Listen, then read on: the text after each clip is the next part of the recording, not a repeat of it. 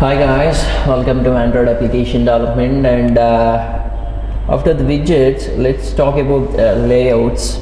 And there are different kinds of layout in Android applications. So let's talk about each of this layout. And before that, each and every layout is something very specifically used in different cases.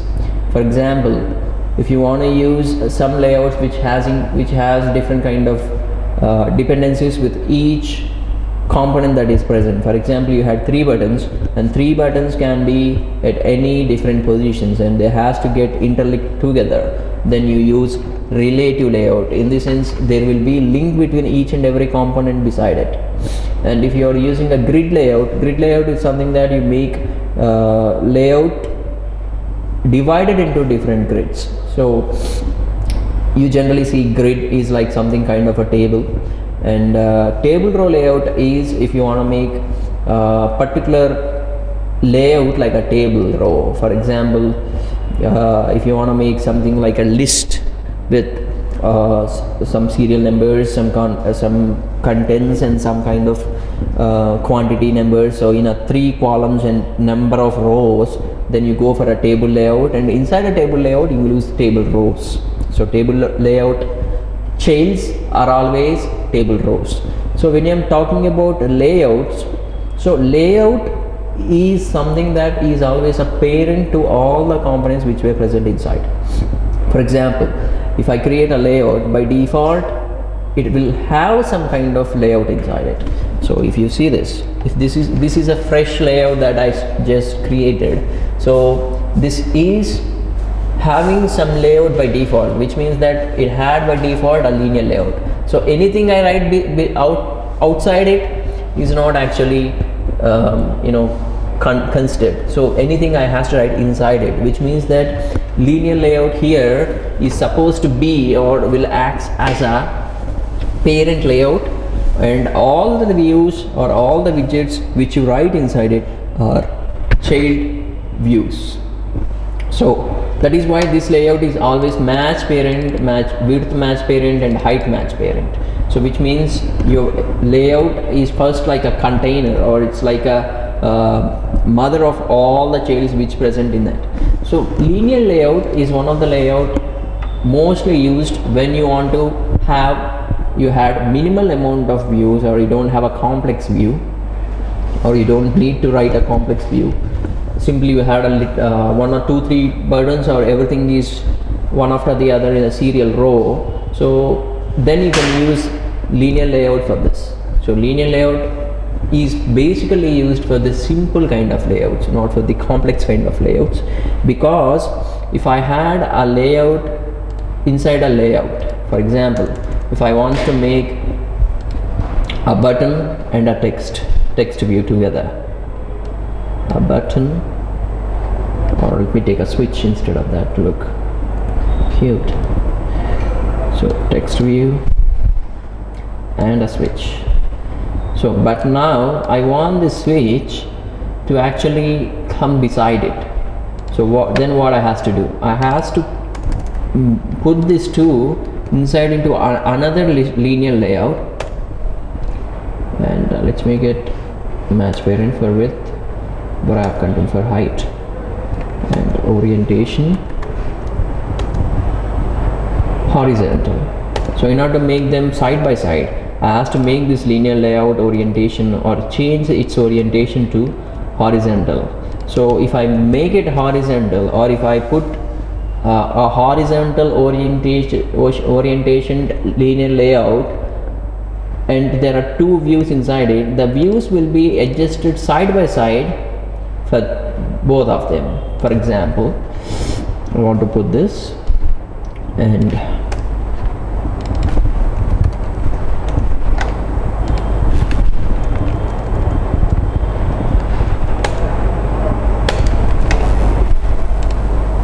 so that is how it looks. So you see that, and let's make it a little padding, give it a little padding, so there will be some gap between it. So that is how it looks. So if I want to make this kind of views again and again in the same layout, So I has to create the same layout again and again. For example, if I want to take another same couple of items, then I has to do the same way. So my linear layout components is being increased along with the requirement. For example, I can't use 100 linear layout inside this. So this is called something recursive kind of using linear layout, so which is not generally encouraged in doing this, because when you had a linear layout inside a linear layout, and again that linear layout had inside another linear layout, which is called a nested linear layout kind of procedure. So when you keep on increasing the layouts inside a layout, the loading will generally take time. So whenever your view gets loaded for an activity, or when you set content view r.layout.widgets underscore layout, so it takes more time to load the view onto a mobile or onto a device, so which makes the view to load more time, which means that the user has to wait on it for more time.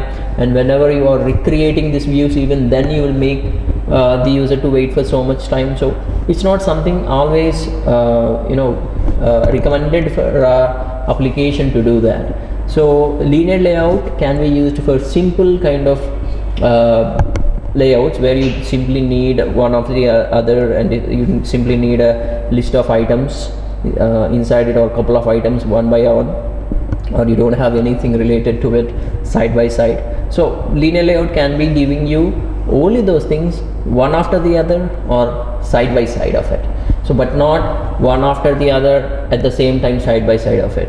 So you can't mix up both. If you are going to mix up both, you are ending up in nested linear layouts again and again. So instead of using linear layout, in that case you can use a relative layout.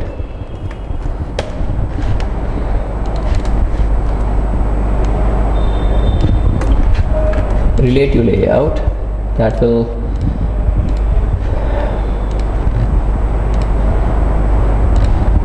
relative layout is a bit different than the same kind of layouts that we use for this. For example, it always relative layout, the name itself will tell you that it has a relation with something, so it gets related with each and everything or each and every component that present. So the code which I have written now seems like it had two text views and two switch views, but still you see only one large text and one switch, but it's not correct. You see both the views are being overlapped one on one. So I have to give some kind of relation or some kind of value in order to make them come bottom to it or one below the other. So what could I do is,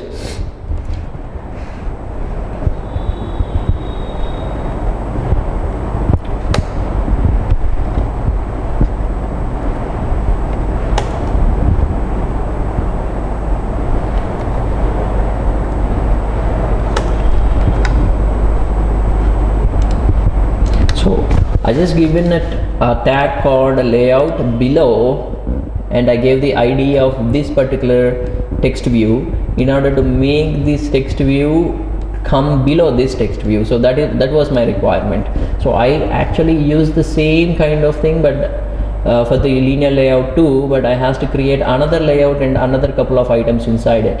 But if I use relative layout, I can use the relation in between these particular views, or I can connect them relatively inside the same layout and decrease the number of layouts used inside a layout. So now I can make the same switch in the same way. So for the switch 2, I'm writing the layout below.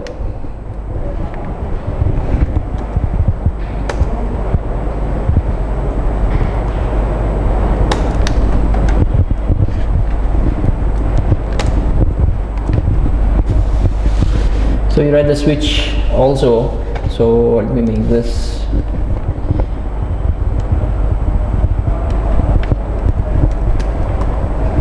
Change the text. Switch 1.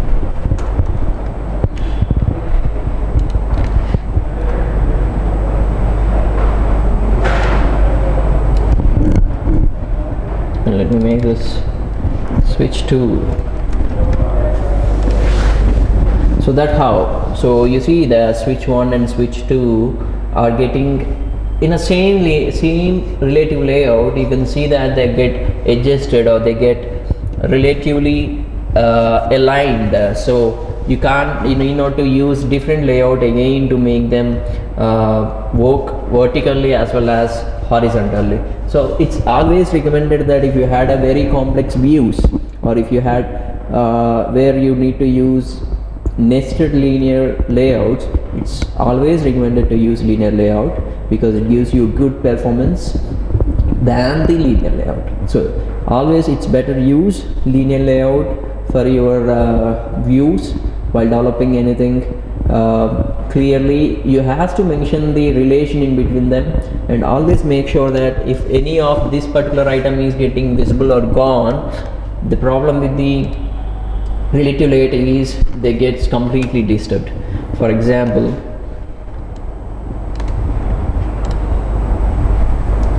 if I make this particular list view visibility gone, so you see that switch 2 has gone to the top, and this the below switch is not actually interrelated, so which means that they are not tightly coupled.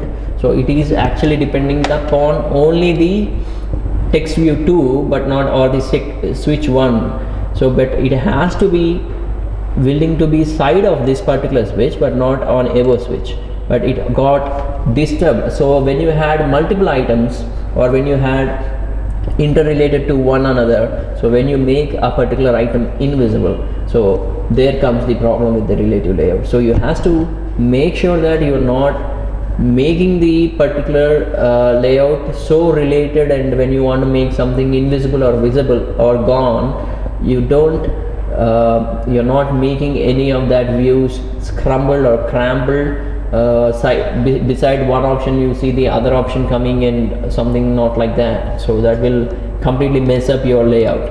So in order to fix this issue, I can give this one more dependency.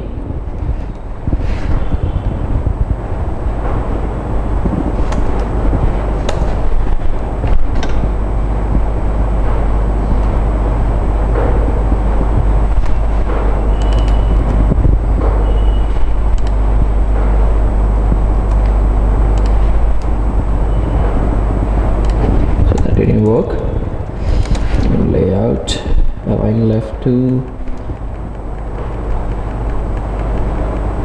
okay, to left of this. So oh my god, what happened to this? So if, okay, I didn't make this gone, still there.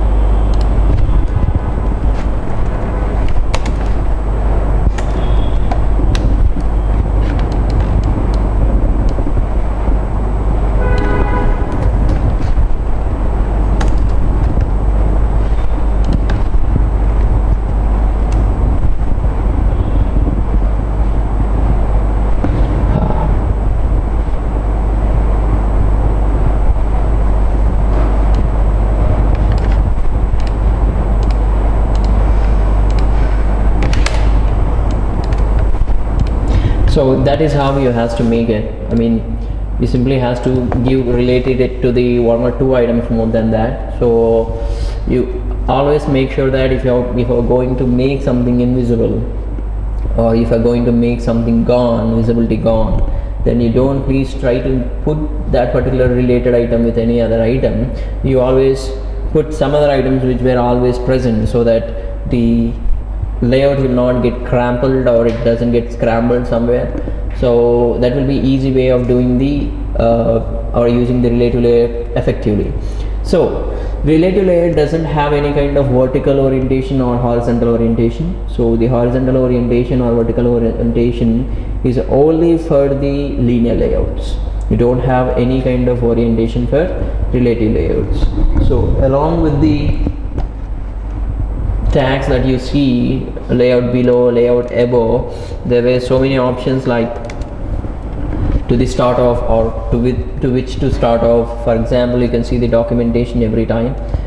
It's better always keep checking the documentation, because you see some new things get added whenever you had an updated API, and some things get deprecated when there is an update in the API or update in the new version or new SDK. So you keep on reading the document, so it's always a better component. Something comes new, you have to read the documentation and then go on with it.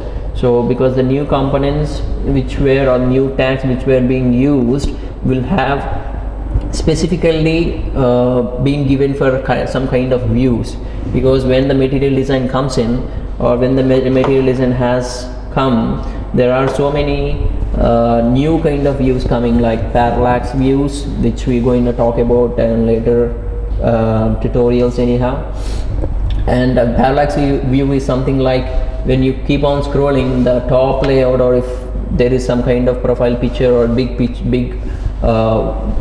background picture you had, that gets into a very small, and the list gets very big. Something you had in a WhatsApp web application, when you keep on scrolling, the will get minimized to a action bar length.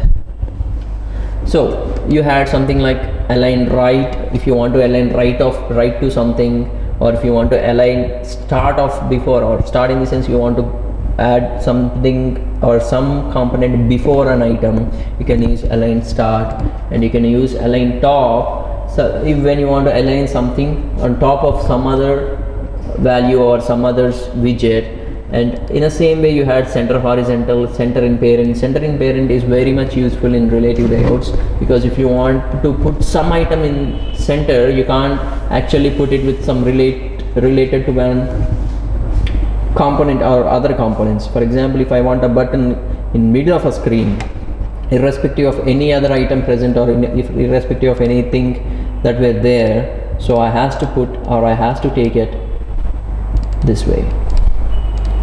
So either I put it in this gravity layout, gravity center horizontal, it gives you the same thing, or you can align center to the parent true, also gives you the same thing. So that is about the relative layout. And the most important layout of today is frame layout.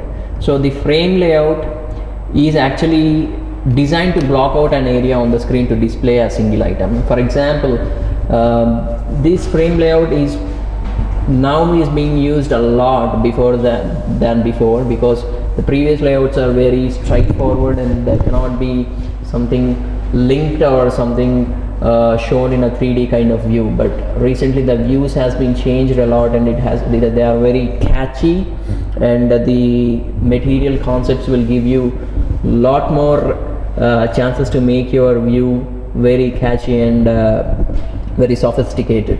So frame layout is something that will make you to do or make your items or customized widgets or your widgets to look in a 3D way.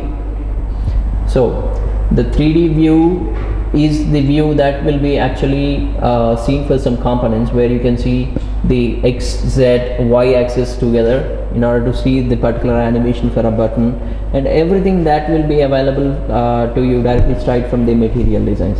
So there is no other layout that will facilitate that. I mean, the linear layout or any other layout will not give you as much as frame layout supports you for that kind of layouts you want to do. So frame layouts will definitely gives you a different kind of support than any other. So let's do a sample here.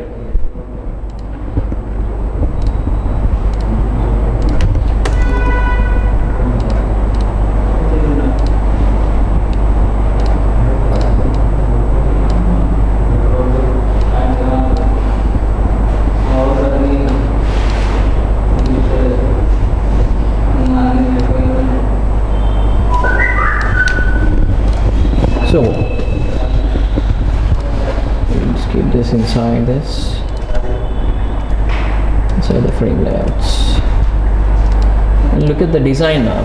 So when you see the design here, there are different kinds of buttons here, and each of these buttons has been overlapped on each other, because the frame layout is something that will give you view, or that will make the view visible at some param size. Like if you had 3 components on a view, and each component should be visible at different levels. For example, something like a parallax view. Parallax view will be overlapping when the list view is scrolled up towards up. The parallax view will be automatically scrolling up, or the action bar size is automatically decreased, which means that some items will be showed up at some point of time or on a different condition.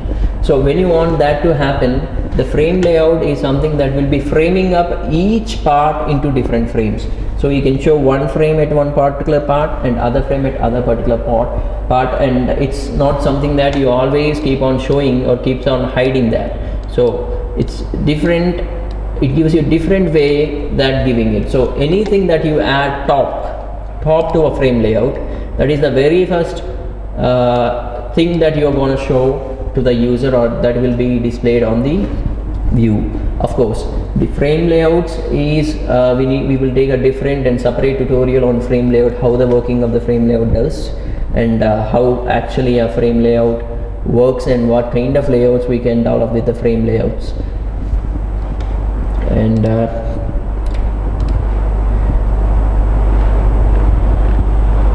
let's talk about the text clock and text clock, analog clock. Before that, I think we can go to the containers.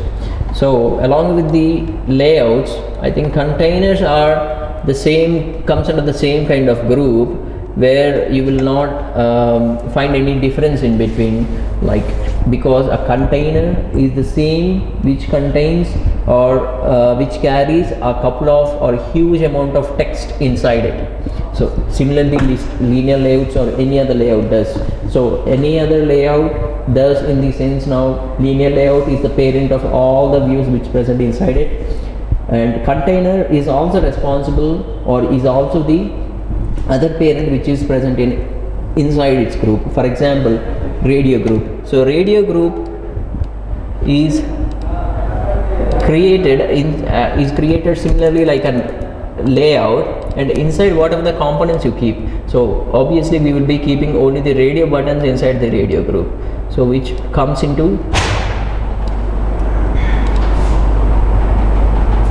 this way. And let me create that, and I'm putting these 2 buttons inside this radio button 1,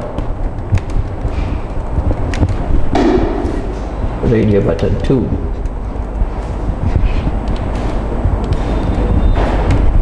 So each of these radio button 1 and radio button 2 are being coupled inside a radio group, which makes these both buttons work like a radio button normal functionality. Because if you keep this radio button separately, user will be able to select 2 of the radio buttons independently, because they were not coupled together inside a container. But if you keep it inside a radio button group, or a radio buttons inside a radio group, that will make both the radio buttons link together. In this sense, when you click on one of the radio button, the other radio button is automatically getting unchecked. So you don't, or developer doesn't need any kind of logic to be written when he puts this kind of when he use this kind of containers for radio buttons. So radio group is something that very useful in order to group the items together and make the functions as per the requirement. So that is one of the use of this radio containers. Similarly, list view, which we have seen it in the previous tutorials, where you see the list of contents at a time at one place by simple scroll views and all. So similarly, we'll have grid view, and we'll go to see the next tutorial with the grid view, and how we are going to lower the images inside it, and how we are going to show list of images. Similarly, how a gallery looks with the grid view. So because the grid view is the normal or easy view that will be shown to a user to see multiple contents at a time, that is easy to show. For example, your photos in gallery, is easy to pick up the photos when the all the photos were being presented in a grid view instead of list view. So because list view is confined to a space constraint. For example, you can't show a big image in a list view because it occupies so much of a space in left sides or right sides, because each item or each row will be occupied completely, so you can't put something side of it. But when you said grid view will have a chance of putting number of columns. So for example, if you had a grid view like this, and you can have a number of columns here, which will make you to give any number of columns you want. If you put number of columns 3, it will take 3 columns at a time. In the sense, it will have one row with 3 items, and number of rows depending upon the items. So you can increase it to any number depending upon the size of the grid you want to keep it. So depending on the size of it, if you keep on increasing it, there is no problem. But if you increase it without any kind of size constraint and all, you face a lot of other problems. Like we generally put images in the grid view. So if you put a grid view with 5 in a row and the image is very big, so it ends up in resizing itself to that or shrinking to that size. In order to keep 5 images on that particular row, it shrinks the images a lot, which will be losing its quality. So using grid view is something that it has to be very careful that your particular images or whatever the content you're going to show is actually fitting to that particular resolution. And you also make sure that the phones which you are running in are having different kinds of width and different kinds of height. So it's not sure that all the phones will be showing the same amount of resolution photos that you are showing in other phone. For example, Nexus 5 will be showing you 5 rows, but the resizing capacity of that particular image could be more, but the resizing capacity of other phones could be lower. So it depends upon the resolution and the phone size as well. So whenever the phone photo shrinks a lot, the view will get distorted and it looks ugly when you're showing images in a grid view. So always make sure when you're using a grid view, make sure that you're gonna use a perfect image sizes inside the items. And expandable list view is one of the other list view that will be seeing in the next tutorials anyhow. That let me tell you about it. Normally, on other hand, expandable list view is basically used for when you want some kind of tree structure. For example, you want something, you'll have a main items in a list of rows, and when you click on one of that, you want the sub items to come in another drop down or another expandable area. So then you use expandable list view. So where you see root and children below it, and root and children below it, and you can close it at any time and you can open it any time, so that it looks like some kind of single level tree structure. And when you want more and more levels of tree structures, or you want to something similar to tree structure, then you want to go with some kind of other layouts or custom expandable list views with 2 or 3 levels of tree. So that is not the tree structure is not basically given in widgets of Android. So when you say tree structure, there is so many things to get handled, and it's not basically encouraged in the mobile phones, because mobile phones area is very limited. You can't explain or you can't expose the whole contents of a tree similar like in system or a laptop. So because the screen size of systems and computers are very big when you compare with the phones, it's a lot more bigger than any other phones and any other tablets. So tree structure is normally not encouraged inside it, so it's better to go with the expandable list view and make another kind of representation in mobile apps. So it is always not a compulsion that each and every mobile app should be looking similarly like an web options. So if you had a web application, so you want to make something, a mobile application out of that web application, so the views will have a bit of changes, and because as of now we have the material design, so you have to go with the material designs in order to showcase your web contents in the application. So when you are making the material design compatible, or your web making the compatible to the Android application, so there is no guarantee that the same views will be reflected inside the mobile application same as it does in the website. So we keep on changing the contents in different way, but the representation will be different, but the data will be the same. So the presentation is different doesn't mean that it doesn't look very easy for the user, but it's very easy for the user. Instead of a website user, a mobile application user will be looking in a different way, because the way you look a website and the way you look a mobile application is entirely different. When I say you, it's a normal layman user I'm talking about, because when the area of the mobile is very small, you can't simply sit or you can simply see each and every item at each and every corner of your phone. It has to be very clear, and you can't dump everything into a single area where you can't put 100 options into one screen. You have to segregate them accordingly, and you have to distribute them in each screen, and don't make the screen so much heavy with the all kind of components or all kind of options in one screen. Instead of that, put them in a very intelligent way. For example, if you want to keep something, create new items somewhere in the side heading or some kind of new button, make that a simple float button with a plus icon. So that will simply give a user an idea that yes, this will help me out to create a new view, instead of going or simply writing create a new page or putting that much big button and writing that much big text.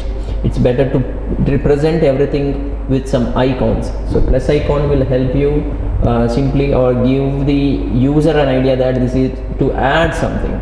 So when it is some other options, you can give an icons.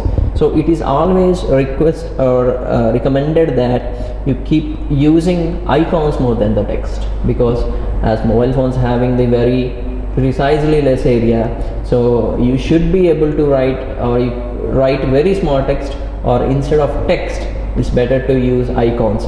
So the only reason or the only problem that comes in the way of using icons is you have to use the perfect icons accordingly to the different sizes. For example, you have to use HDPI image